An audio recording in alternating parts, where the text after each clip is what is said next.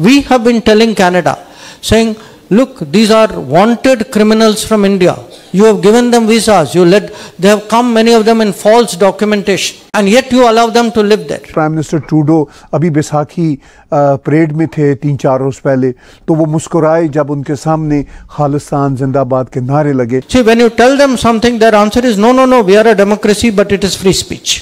मुझे अपने prime minister का इस तरह मुस्कुराना अच्छा नहीं लगा, क्योंकि आप दूसरे देश में इंटरफेयर कर रहे हैं। जो खालिस्तानी मर रहे हैं वो इंडिया मरवा रहा है, बकरी दूध नहीं दे रही है, तो वो इंडिया के बीच में कॉन्स्पिरेसी है। इंडिया ने ही कोई ऐसी दवाई दी होगी। डॉक्टर जयशंकर ने भी जो है काफी स्ट्रिक्टली जवाब दिया है इसके ऊपर। If there are things which happen out there, there will be pushback. You know, the Newton's law of politics will apply there also. You know, that there will be a reaction. Others will take steps or counter it. Pulwama attack हमने करवाया था, वो क्या नाम था, वो 26/11 अजमल कसाब। वो अजमल कसाब हमारा था। आरजू अब एक खालिस्तान, एक कनाडा के अंदर एक खालिस्तान मूवमेंट बन चुकी है, तेरी मूवमेंट, और अफसोस के साथ उसके ऊपर रिलीजन चढ़ा दिया उसके ऊपर। ये सेपरेटिस्ट मूवमेंट का ही मामला नहीं है, इसके साथ साथ violence and glorification of terrorism जुड़ी हुई है। 26 करोड़ अवाम की रिप्रेजेंटेशन कर रहे हैं, और आप अपने मुंह से एक बकवास करके हम सारों को टेररिस्ट कंट्री डिक्लेयर कर दिया है। हमारे कितने स्टूडेंट्स बाहर के मुल्कों में गए हुए हैं, अक्रॉस हमारे में छाप लग गई। जब मैं अपने घर से बाहर निकलता हूं तो मुझे गाड़ियां नजर आती हैं जिन पे बंदूकों की, कलाशनिकोव की तस्वीरें हैं। तो as a Canadian I am concern. मेरा मसला एज अ कैनेडियन है कि भाई ये मेरे देश में क्या हो रहा है। जय हिंद दोस्तों, स्वागत है आपका हिंदुस्तान वन में। तो दोस्तों, आगे वीडियो क्लिप में आपने देखा विदेश मंत्री डॉक्टर एस जयशंकर साहब ने कहा है कि भारत के लिए कनाडा को लेकर सबसे बड़ा मुद्दा यही है कि वहां आतंकवादियों, अलगाववादियों और भारत विरोधी तत्वों को जगह दी गई है। कनाडा कहता है कि लोकतंत्र से सभी को अपनी बात रखने का हक है, लेकिन इसका मतलब ये तो नहीं है कि डिप्लोमेट्स को धमकाया जाए। किसी देश के दूतावास पर स्मोक बम फेंकना और हिंसा करना अभिव्यक्ति की आज़ादी नहीं मानी जा सकती है। भारतीय news channel summit rise of the global south में जयशंकर साहब ने कनाडा, चीन और मालदीव के साथ रिश्तों पर भारत का पक्ष रखा। उन्होंने कहा, हमलों के दोषियों को सज़ा दी जाना जरूरी है। ब्रिटेन में पिछले साल हमारे हाई कमीशन पर भीड़ ने हमला कर दिया। उस वक्त हमें वैसी सुरक्षा नहीं मिली जैसी हमने उम्मीद की थी। हालांकि अब हालात बेहतर है। और जयशंकर साहब ने आगे कहा कि भारत उम्मीद करता है कि लंदन और अमेरिका के सैन्य फ्रांसिको में भारतीय दूतावासों पर हुए हमलों को दोषियों को सजा दी जाएगी। तो चलिए दोस्तों, आगे वीडियो में बढ़ते हैं। पाकिस्तान मीडिया की ओर से जो रिएक्शन मिल रहे हैं, चैनल पे पहली बार आए हो दोस्तों, सब्सक्राइब ना किया हो तो सब्सक्राइब जरूर से कर दीजिएगा। धन्यवाद। Biggest problem right now is in Canada, because in Canada actually today the party in power in Canada, other parties in Canada have given these kinds of extremism, separatism, advocates of violence a certain legitimacy in the name of free speech. See, when you tell them something, their answer is no, no, no, we are a democracy, but it is free speech. But the point that they need to understand, this kind of, it's no longer a world which runs as a one-way street. That if there are things which happen out there, there will be pushback. The Newton's law of politics will apply there also. That there will be a reaction. Others will, take steps or counter it. And often, when I see, for example, these kinds of attacks or threats to our embassies, because they concern me very deeply.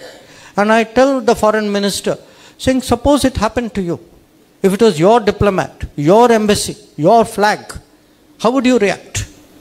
So we have to keep our position strong. जो भी separatist हैं, यहाँ पे और भी देशों के हवाले से सेपरेटिस्ट पाए जाते हैं, मगर खालिस्तान के हवाले से एक बहुत बड़ी यहाँ पे फ़ज़ा नज़र आती है उन वोकल लोगों की वजह से, जो चंद हज़ार है, मगर आपको पता है वोकल एक आदमी ही काफ़ी होता है। ये नारे नहीं लग सकते थे अगर प्राइम मिनिस्टर ट्रूडो ना चाहते।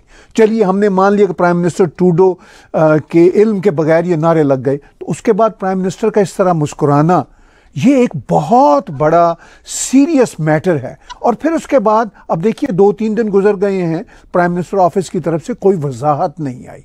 इसका मतलब है कि मुकम्मल एंडोर्समेंट है प्राइम मिनिस्टर ऑफ कनाडा की भारत में सेपरेटिस्ट मूवमेंट के हवाले से। मेरा as a Canadian sir issue ये है कि ये सेपरेटिस्ट मूवमेंट का ही मामला नहीं है, इसके साथ साथ violence and glorification of terrorism जुड़ी हुई है। क्योंकि जब मैं अपने घर से बाहर निकलता हूँ तो मुझे गाड़ियाँ नज़र आती हैं जिन पे बंदूकों की, कलाशनिकोव की तस्वीरें हैं। तो as a Canadian I am concern. मेरा मसला एज अ कैनेडियन है कि भाई ये मेरे देश में क्या हो रहा है, और मेरा प्राइम मिनिस्टर दूसरे मुल्कों के तोड़ने में अपना एंडोर्समेंट दे रहा है। सबसे पहले बात करेंगे जीनोफोबिक की, जो बड़ा एक शोर है, और डॉक्टर जयशंकर ने भी जो है काफी स्ट्रिक्टली जवाब दिया है इसके ऊपर।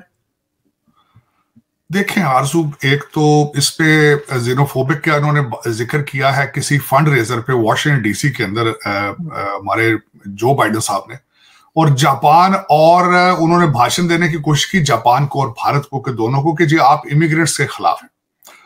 हालांकि बाइडेन साहब को यह नहीं पता कि एक तो आपका डेमोग्राफिक, जियोग्राफिक और कल्चर बिल्कुल, और रिलीजन भी वो बिल्कुल डिफरेंट है जापान से भी और भारत से भी। आप उसके साथ आप उनको क्यों अपने आप को उनसे कंपेयर कर रहे हैं? दूसरा, इन्होंने गिला किया है कि जी जापान को और भारत की इकोनॉमीज को प्रॉब्लम है जीनोफोबिक होने की वजह से कि इमिग्रेशन के खिलाफ। भारत की इकोनॉमी आपसे 6 दफा ज्यादा स्पीड पे तरक्की कर रही है, आपको नॉलेज ही नहीं है, आप किस तरह की बातें कर रहे हैं इस पे। और दूसरा मैं ये बताना चाहूंगा इस वक्त, और जापान आपका एलाय है, आप उसके आपके सिक्योरिटी एग्रीमेंट से उनके साथ, और आप जो इस तरह की बातें करते हैं, आपके डिप्लोमेटिक रिलेशनशिप खराब होते हैं उनके साथ। भारत के तो वैसे इन्होंने आजकल खराब किए हुए हैं। आपने देखा होगा कि एक ब्लॉक बना पड़ा है भारत के खिलाफ, जिसमें अमेरिका, कनाडा, ऑस्ट्रेलिया और दूसरे कंट्रीज भी हैं। जो मैं हमेशा ये कहता हूं कि एक तो इन सब कंट्रीज को तशवीश है भारत की तरक्की की। भारत की 8.6%, 8.4% इकॉनमी जो है उस पे वो इनको बर्दाश्त नहीं हो रही है, और जाहिर है ये रुकेगा नहीं सिलसिला, ये आगे इसी तरह जाएगा। और दूसरा, कुछ चीजें और भी आपके रीजन के अंदर भी चेंज हो रही हैं, मैं आगे चल के उस पर भी बात करता हूं। लेकिन डॉक्टर जयशंकर ने इसके बारे में एक इंटरव्यू में बात किया कि हमारा तो we are more plural country है हम तो। और वाकई मैं एग्री इस बात से करूंगा कि ज्यादातर अमेरिकन को इस चीज का अंदाजा नहीं है। भारत के अंदर 121 जबानें बोली जाती हैं, 22 तो उनकी ऑफिशियल लैंग्वेज है। आप ये देखें कि कितने डिफरेंट किस्म के कल्चर मिलके इकट्ठे रहते हैं। बल्कि मैं ये समझता हूं भारत की खूबसूरती ही उसका सेकुलर आइडियाज और उसका more acceptance to the different, not only the cultures, religion at the same time. देखें, बात लोग करते रहते हैं इधर से उधर, कभी बीजेपी वाले तड़प रहे हैं, कभी दूसरे तड़प रहे हैं, लेकिन ये हकीकत है कि India, Bharat is a secular country. लोग इस वक्त बातें कर रहे हैं कि शायद अगले दफा बीजेपी शायद कॉन्स्टिट्यूशन भी चेंज कर दे, वो भी चेंज कर दे, उनका जिस तरह उनको जो पसंद आया अपने कंट्री के अंदर जो वो मर्जी करें। लेकिन ये जो बाइडेन साहब ने ज्यादती की है। और दूसरा, मैं समझता हूं कि अमेरिका को अब कोई हक नहीं पहुंचता कि दूसरे कंट्रीज को अपनी आइडियोलॉजी इन्फोर्स करने की कोशिश करें। ठीक है, अगर आप ये बात करते हैं, आप जीनोफोबिक नहीं हैं, आप इमिग्रेशन चाहते हैं, आप लोगों को चाहते हैं, इमिग्रेशन की हालत देख लें कि 3 लाख लोग पर मंथ के हिसाब से इलीगल आ रहे हैं बॉर्डर क्रॉस करके। इसको आप इमिग्रेशन कहेंगे? आप इसको कहेंगे कि we love immigration, we love immigrants? आपको पता ही नहीं उनके अंदर टेररिस्ट आ रहे हैं, उनके अंदर बल्कि इस वक्त डोनाल्ड ट्रंप साहब तो मुसलसल ये कह चुके हैं कि 30,000 से ज्यादा जवान चाइनीज आ चुके हैं। शायद चाइना अमेरिका के अंदर अपनी आर्मी बिल्ड करने का इरादा रखता है।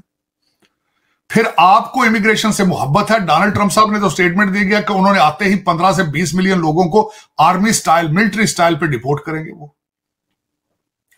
मैं खुद एक कंजर्वेटिव हूं, मैं